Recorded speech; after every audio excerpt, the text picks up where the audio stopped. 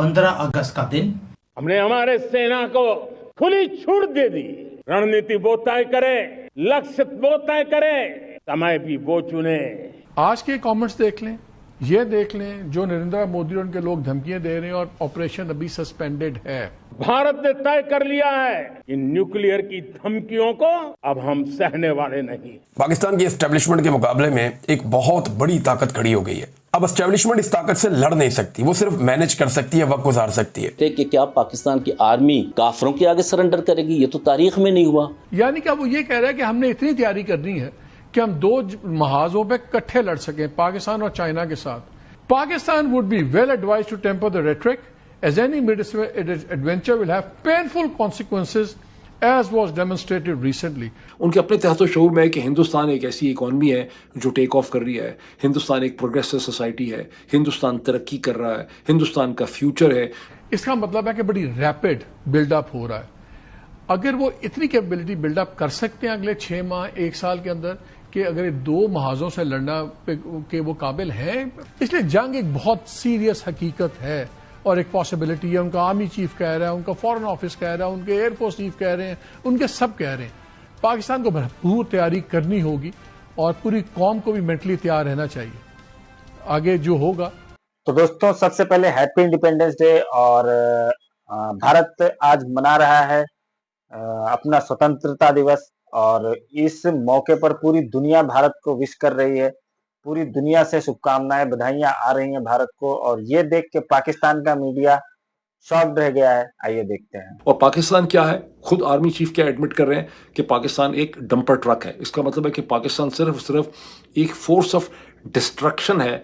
पाकिस्तान सिर्फ तबाही मचा सकता है। पाकिस्तान का कोई मुस्तकबिल नहीं है। पाकिस्तान सिर्फ एक डरने वाली चीज है, यानी पाकिस्तान की कोई पॉजिटिव चीज नहीं। 15 अगस्त का दिन, अब 15 अगस्त हो गई। जैसे मैंने आपको कहा कि हम संगम पे खड़े हैं 14 और 15 अगस्त के।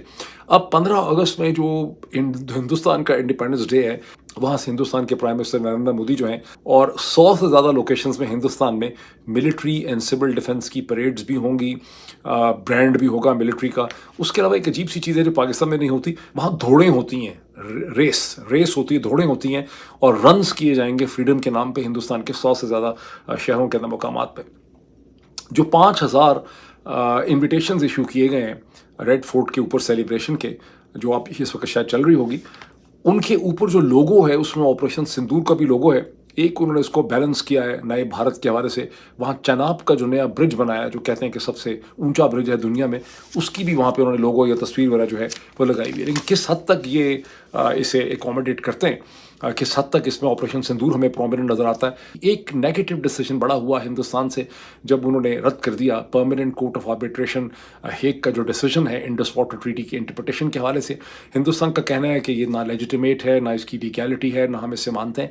मैंने थोड़ा सा टेक्निकल रीज़न चेक किया। वो कहते हैं कि जो ये पाकिस्तान एप्लीकेशन लेकर गया था, हमने शुरू से कह दिया था कि ये कोर्ट का बेंच इसे देख ही नहीं सकता, बिकॉज इसका जो मैकेनिज्म है इंडस वाटर ट्रीटी के अंदर वो ये है कि आप पहले एक टेक्निकल आर्बिट्रेशन या टेक्निकल मेंबर के सामने लेके जाएंगे, एक्सपर्ट के सामने लेके जाएंगे।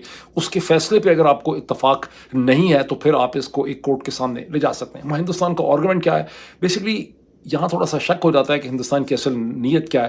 बिकॉज जब आप टेक्निकल एक्सपर्ट के पास जाने की बात करते हैं तो हिंदुस्तान ये कहता है कि इन view of the modern technology and engineering जो हमें अवेलेबल है, हम ऐसे डैम बना सकते हैं जो सिर्फ रन ऑफ द रिवर नहीं है बल्कि थोड़ा सा पानी रोकते भी हैं। जिस तरह से पाकिस्तानी इस शक को कि हिंदुस्तान का ये सारा का सारा जो इंडस वाटर ट्रीटी को हेल्ड इन अबेयंस है, इसके पीछे इरादे नेक नहीं है, इसका ताल्लुक सिर्फ पहलगाम से नहीं है, ये इनकी पहले से ज़रीना ख्वाहिश है, उसको यहाँ पे तक़वियत मिलती है। साथ हिंदुस्तान के जो स्पोक्स पर्सन है रंधावा साहब, ये पता नहीं क्या नाम है उनका कहना ये था कि ये held in Indus water treaty उतनी देर तक हेल्ड इन अबेयंस में रहेगी जब तक पाकिस्तान से दहशतगर्दी नहीं ख़त्म होती। मैं जब हर दफ़ा हिंदुस्तान का ये मौक़िफ़ सुनता हूँ तो मेरे ज़हन में ख्याल आता है कि क्या वजह है। अगर मसला सिर्फ दहशतगर्दी का है तो पाकिस्तान चीन की मदद से, अमेरिका की मदद से, यूरोपियन यूनियन की मदद से, वर्ल्ड बैंक की मदद से, किसी की मदद से क्यों हिंदुस्तान को अप्रोच नहीं करता और उनको कहता है कि भाई हम दहशतगर्दी पर आपसे मुकम्मल बात करने को तैयार हैं। हम भी एग्री करते हैं कि दहशतगर्दी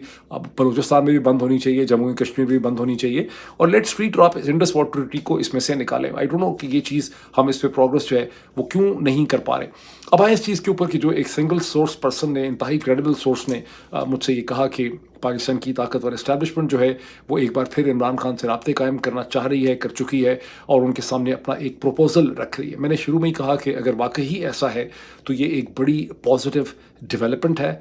और इससे पहले आपको मालूम है डोनाल्ड ट्रंप की तरफ से या जो हमारे बुद्धिजीवी लोग हैं वो भी बोलते हैं कि ये हमारी इकॉनमी का भट्ठा बैठ जाएगा, हमारी स्टॉक मार्केट नीचे आ जाएगी, हमारे एक्सपोर्ट्स कैंसिल हो जाएंगे और ये हमारी जो कंट्री है उसे नीचे लेके आने की पूरी कोशिश की जा रही है। चलिए अब आपको इंडिपेंडेंस डे वाले दिन एक खुशखबरी और देता हूँ। हमारी इकॉनमी ने आंसर दे दिया है। ये सारे जो बड़े बड़े इकोनॉमिस्ट हैं, इवन कि डोनाल्ड ट्रंप को भी मुंह तोड़ जवाब है इन सबको। अभी अभी पता लगा कि जो हमारी क्रेडिट रेटिंग है उसे इंप्रूव कर दिया गया है। ये तो तब है जब हमारे ऊपर धमकी है 50% के टैक्स की। ऊपर से एक और न्यूज आती है कि जो हमारा इन्फ्लेशन है वो कम हो गया है। It is now very very low. और आपको मालूम है तीसरी न्यूज ये है कि जो हमारी जीडीपी है वो 6.5 6.9 की रेशो से वो बढ़ रही है, कि inflation has drop to 1.5%। It is lowest in 8 years में। और हुआ क्यों? जो फूड इन्फ्लेशन है यानी कि जो वेजिटेबल्स हैं, दालें हैं, ये जो बेसिक खाने पीने की चीज़ें हैं वो नेगेटिव हो गई हैं, यानी कि उनकी प्राइसेस गिरनी शुरू हो गई हैं। बट फूड प्राइसेस नीचे आ गई हैं। अभी भी आप बोल रहे हो, मिस्ट्री यही है कि अगर 8 सालों की जो हमारा डाटा है उससे बिल्कुल लोएस्ट नंबर पे आ गए हैं, तो इंडियन हाउस होल्ड यानी कि आप ये अभी भी ये फील करते हैं कि यार कॉस्ट बहुत ज़्यादा हाई हो गई है, जीना मुश्किल हो गया है, जो मंथली बजट है वो बिल्कुल टाइट हो गया है, लोगों का डिस्पोजेबल इनकम कम होती जा रही है, यानी कि एक्सपेंसेस बढ़ते जा रहे हैं। लेकिन गवर्नमेंट बोलती है इन्फ्लेशन एक्टिव है। अब ये गुत्थी जो है इसको थोड़ा सा डीपली जाते हैं कि हुआ क्या है, और ये आपको समझना पड़ेगा ये गैप क्यों है गवर्नमेंट में और रियलिटी में। अब आते हैं रिजर्व बैंक के ऊपर। रिजर्व बैंक का एक फॉर्मूला है, वो टारगेट करता है कि अगर 2 और 5% के बीच में अगर इन्फ्लेशन होगा दैट मीन्स वो लो इन्फ्लेशन है। और कई सालों से गवर्नमेंट जूझती रही कि भाई इसको नीचे लेके आना है। ये 5% 6% तक भी इसको टच कर गया था, स्पेशली बिकॉज ऑफ पैंडेमिक, और जो हमारा सप्लाई चेन था वो पूरा का पूरा क्योस में आ गया था। 2021-22 में तो ये हाल था कि हमने पूरी कोशिश करी मॉनेटरी पॉलिसीज के थ्रू किस इन्फ्लेशन को नीचे लेकर आया जाए, लेकिन ये नीचे आने का नाम ही नहीं लेता था।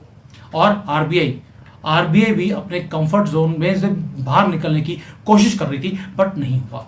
लेकिन 2024 में ये प्राइसेस नीचे आनी शुरू हो गई, यानी कि जो इन्फ्लेशन था वो नीचे आना शुरू हो गया, और जुलाई 2025 में तो ये क्रैश होकर 1.5% पे रह गया है, लोएस्ट सिंस 2017। अब ये हुआ क्यों, पहली बात ये, और उसके बाद मैं उस पर आऊँगा कि आपको दिखता क्यों नहीं है। पहली बात ये है कि जो इन्फ्लेशन है, फूड इन्फ्लेशन नीचे आया है। फूड का मतलब है आपके जो ड्रिंक्स हैं, फूड है, ये जो सीपीआई का जो बास्केट होती है उसका 45% फूड है। This is a normal practice.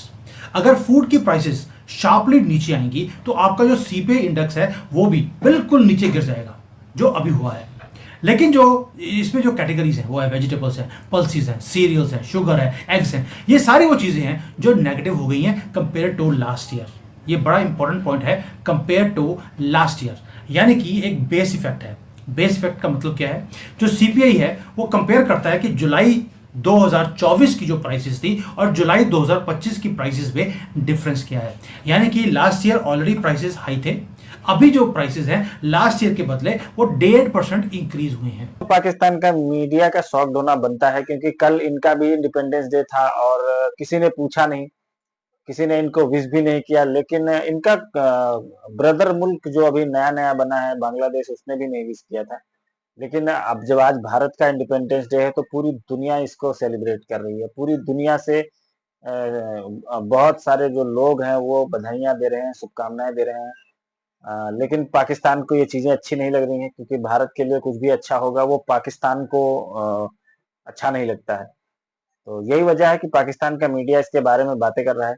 लेकिन भारत की पूरी दुनिया के साथ रिलेशन अच्छे हैं। पूरी दुनिया में भारत जो है वो भारतीय लोग रहते हैं, और भारतीय लोग जहाँ पे रहते हैं सबको अपना बना के रहते हैं। यही वजह है कि पूरी दुनिया भारत के किसी भी फेस्टिवल में हो शरीक होती है।